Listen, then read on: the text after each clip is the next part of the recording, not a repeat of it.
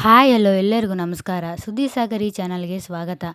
ಭಾಗ್ಯಲಕ್ಷ್ಮಿ ಧಾರಾವಾಹಿಯ ಇಂದಿನ ಸಂಚಿಕೆಯಲ್ಲಿ ಏನಾಗ್ತಿದೆ ಅಂತ ನೋಡ್ಕೊಂಡು ಬರೋಣ ಬನ್ನಿ. ಅದಕ್ಕೆ ಮೊದಲು ಯಾರೆಲ್ಲ ನನ್ನ ಚಾನಲ್ಗೆ ಸಬ್ಸ್ಕ್ರೈಬ್ ಮಾಡಿಲ್ವೋ ಈ ಕೂಡಲೇ ಸಬ್ಸ್ಕ್ರೈಬ್ ಮಾಡ್ಕೊಳ್ಳಿ. ಮೈತಾ ಪೂಜೆಗೆ ಅಲಂಕಾರ ಮಾಡಿ ಎಷ್ಟು ಮುದ್ದಾಗಿ ಕಾಣ್ತಿದೆಯಾ ಗೊತ್ತಾ, ನಂದೇ ದೃಷ್ಟಿ ತಾಗುತ್ತೆ. ಸರಿ ನೀನು ಇಲ್ಲೇ ಕುತ್ಕೋ, ನಾನು ಸ್ವಲ್ಪ ಕೆಲಸ ಮುಗಿಸ್ಕೊಂಡು ಬರ್ತೀನಿ ಅಂತ ಹೇಳಿ ಹೋಗ್ತಾಳೆ. ಪೂಜೆ ಒಬ್ಬಳೇ ಕೂತ್ಕೊಂಡು ಇದು ಏನಿದು ಇಷ್ಟು ಹೊಟ್ಟೆ ಹಸಿತಾ ಇದೆ, ಮಧ್ಯಾಹ್ನ ಬೇರೆ ಸರಿಯಾಗಿ ಊಟ ಮಾಡಿಲ್ಲ, ಈ ಕಿಶನ್ ಬೇರೆ ಎಲ್ಲಿ ಹೋದ, ಇನ್ನೂ ಎಷ್ಟು ಶಾಸ್ತ್ರಗಳಿವೆ ಏನೋ, ಎಲ್ಲ ಬೇಗ ಮುಗಿದ್ರೆ ಸಾಕು, ಆಮೇಲೆ ಊಟ ಮಾಡ್ಬೋದು ಅಂತ ಅನ್ಕೋತಾಳೆ.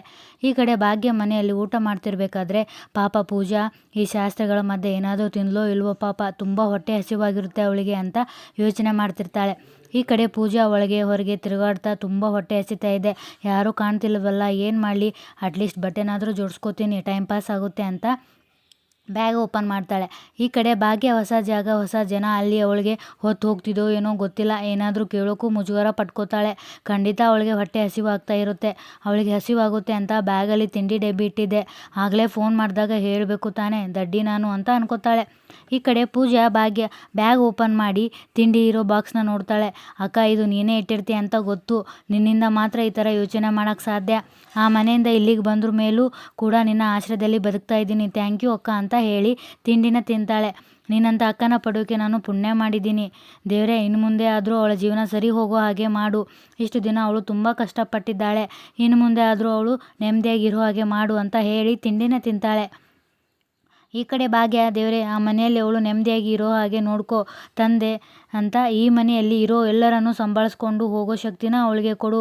ನಮ್ಮ ಮನೆಯಲ್ಲಿ ಹೇಗೆ ನಗ್ತಾ ಖುಷಿಯಾಗಿದ್ಲೋ ಅದೇ ಥರ ಆ ಮನೆಯಲ್ಲಿ ಇರೋ ಥರ ನೋಡ್ಕೋ ದೇವ್ರೆ ಅಂತ ಕೇಳ್ತಾಳೆ.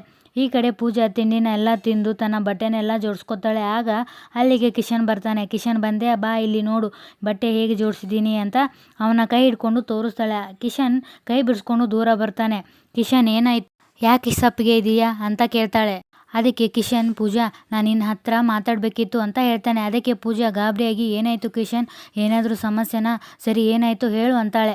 ಆಗ ಕಿಶನ್ ತುಂಬ ಸೀರಿಯಸ್ ಆಗಿ, ನೋಡು ಪೂಜಾ, ನಾನು ಈ ಕ್ಷಣಕ್ಕೆ ಕಾಯ್ತಾ ಇದ್ದೆ, ಗಂಡ ಅಂದಮೇಲೆ ಕೆಲವು ರೂಲ್ಸ್ ಇವೆ, ಅದನ್ನು ನೀನು ಫಾಲೋ ಮಾಡಲೇಬೇಕು ಅಂತ ಹೇಳ್ತಾನೆ.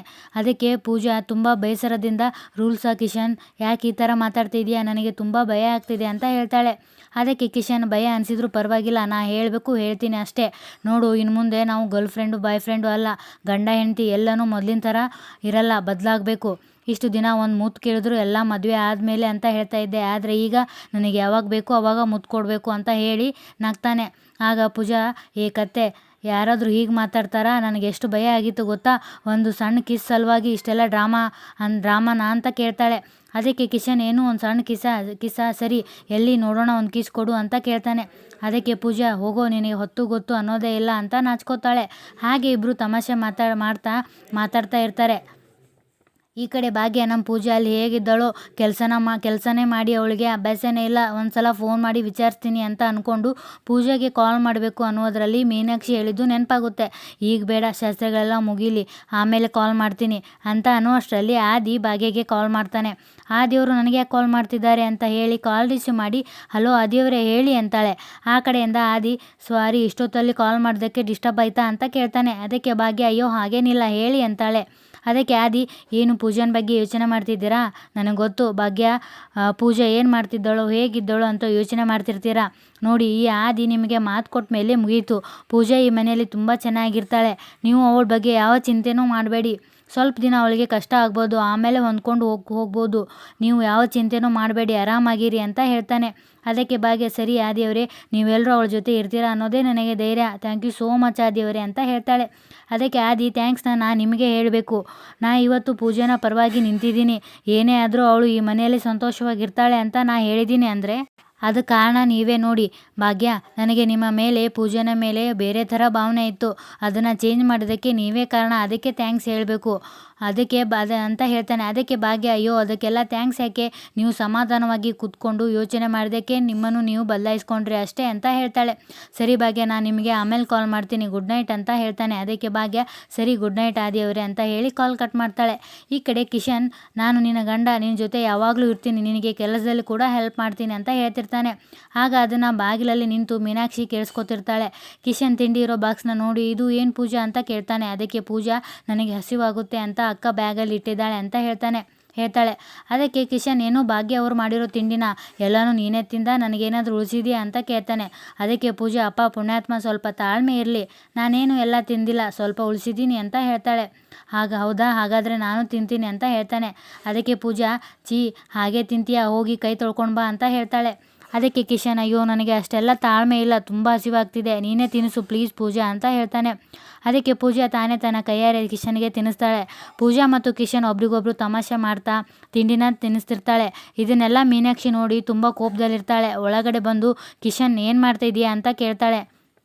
ಅದಕ್ಕೆ ಕಿಶನ್ ಭಾಗ್ಯ ಅವರು ತಿಂಡಿ ಕಳಿಸಿದ್ರು, ತಿಂತಾ ಇದ್ದೆ ಅತ್ತೆ ಅಂತ ಹೇಳ್ತಾನೆ.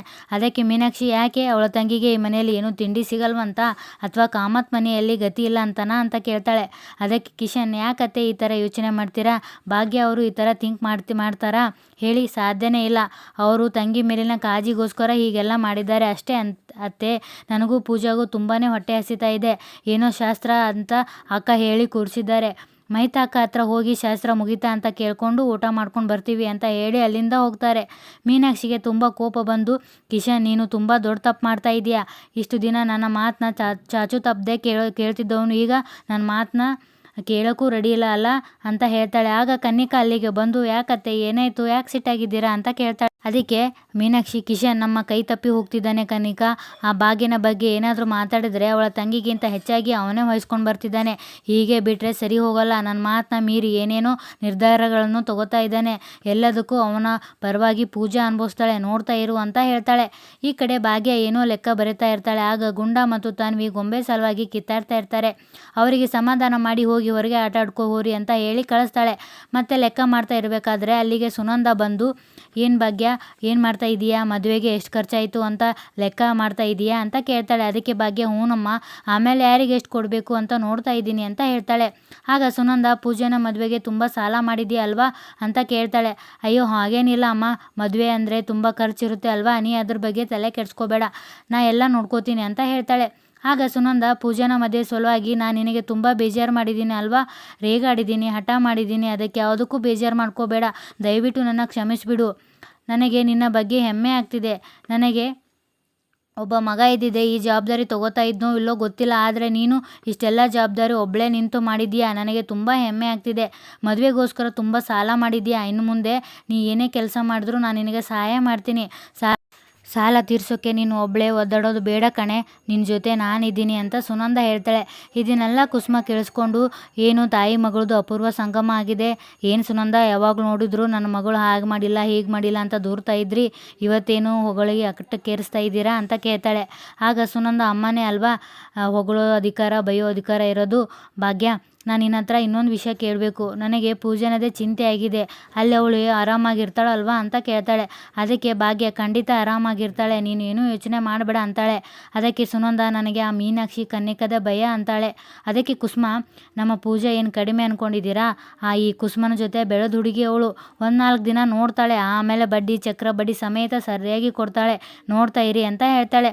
ಅದಕ್ಕೆ ಭಾಗ್ಯ ಹೌದಮ್ಮ, ಅದ್ರ ಬಗ್ಗೆ ನೀನು ಯೋಚನೆ ಮಾಡಬೇಡ, ಅಲ್ಲಿ ಅವ್ರನ್ನ ಬಿಟ್ಟು ತುಂಬ ಜನ ಇದ್ದಾರೆ, ಕಾಮತ್ ಅವರಿದ್ದಾರೆ, ಆದಿಯವರಿದ್ದಾರೆ, ಮಹಿತಾ ಅವರು ಇದ್ದಾರೆ, ಅವರು ಪೂಜೆನ ಚೆನ್ನಾಗಿ ನೋಡ್ಕೋತಾರೆ ಅಂತ ಹೇಳ್ತಾಳೆ.